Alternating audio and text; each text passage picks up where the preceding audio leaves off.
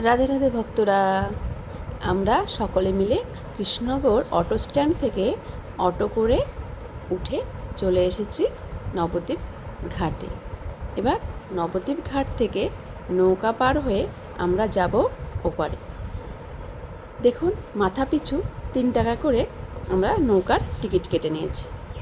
নৌকার টিকিট কেটে একে একে সকলে নৌকায় উঠে পড়লাম।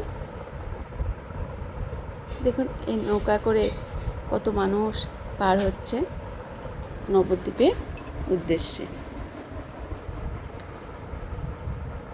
কি সুন্দর মনোরম পরিবেশ।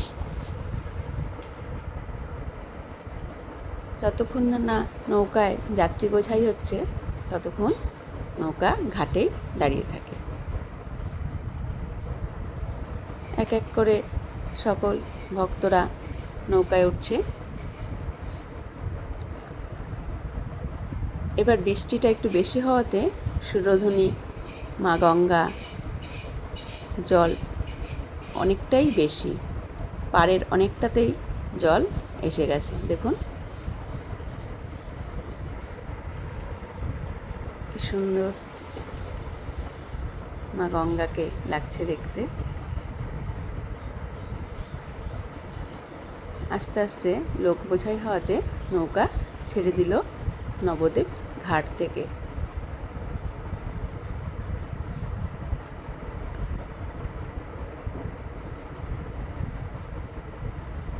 ওপারের উদ্দেশ্যে।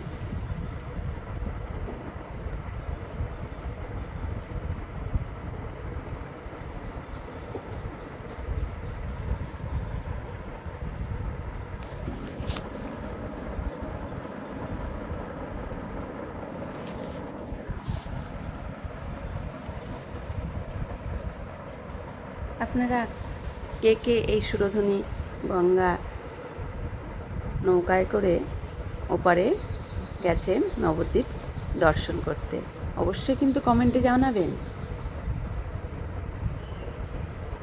দেখুন কত ভক্তরা সকলে যাচ্ছে নবদ্বীপ মহাপ্রভুকে দর্শন করবার জন্য।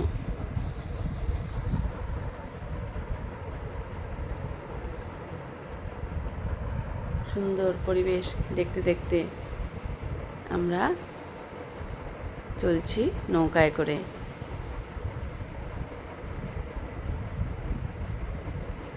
দেখুন দূরে দেখা যাচ্ছে মায়াপুর।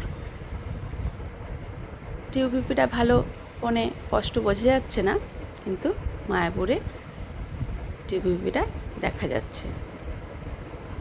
নৌকা থেকে খালি চোখে দেখলে দেখা যায়। আমরা মায়াপুরে যাব, তবে পরে প্রথমে নবদ্বীপ দর্শন করব ধামেশ্বর মহাপ্রভুকে। আমরা সব